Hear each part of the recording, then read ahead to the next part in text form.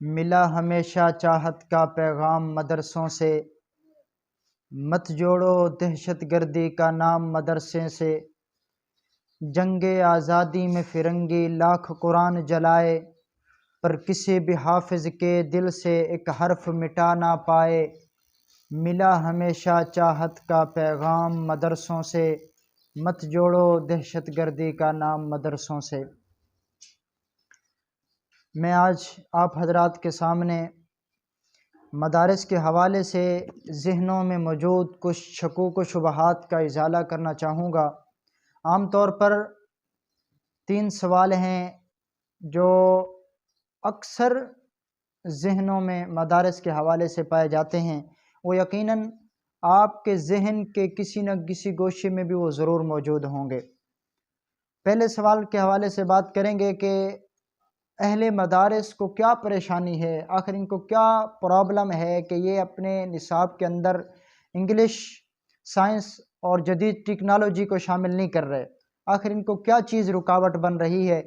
تو میں تاریخی حوالے سے کچھ اس پر بات کروں گا کہ سب سے پہلی بات تو یہ ہے کہ ہمارے تمام وفاقوں کے قائدین، انہوں نے اپنے وقت کے وفاقی وزراء سے یہ بات کی ہے کہ ہم جدید ٹیکنالوجی، سائنس اور انگلش کے حوالے سے جو جائز حد بنتی ہے ہم اپنے نصاب میں ضرور اسے شامل کریں گے، اور صرف شامل نہیں کریں گے، انہوں نے اس حوالے سے بہت سی کوششیں بھی کی ہیں۔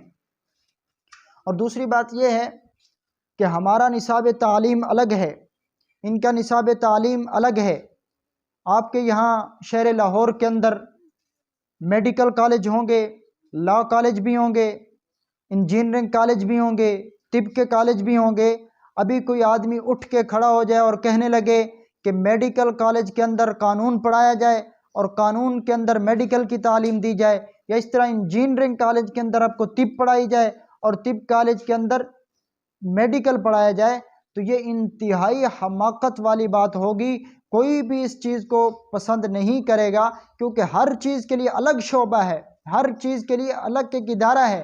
تو اس لیے ہم یہ بالکل ہی غلط تصور کرتے ہیں کہ ہم مدارس کے اندر، مدارس کے نصاب کے اندر جائز حد کے علاوہ ہم جدید ٹیکنالوجی اور سائنس اور انگلش وغیرہ کو شامل کرنے کے لیے تیار نہیں ہیں۔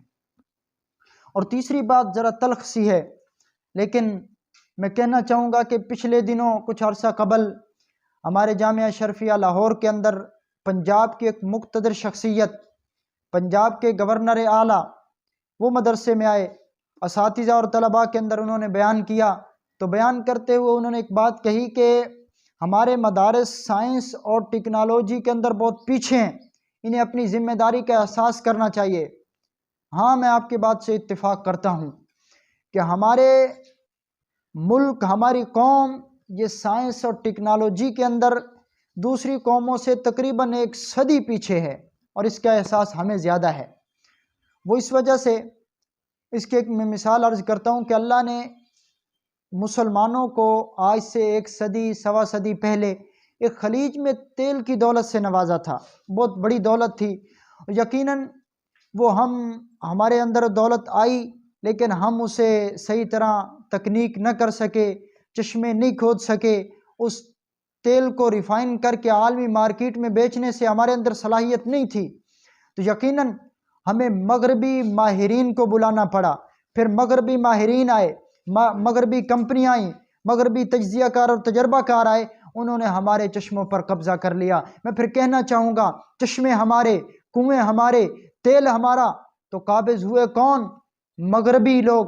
اور ان کا یہ بھی پلان ہے کہ اگر ہم نے ان کی من و عن، ان کی باتوں کی پیروی نہ کی تو وہ ہمارے بینک اکاؤنٹس اور اس طرح ہمارے چشمے، ہمارے کنویں، ہمارے اور طرح طرح کی چیزوں پر وہ قابض ہونا چاہتے ہیں۔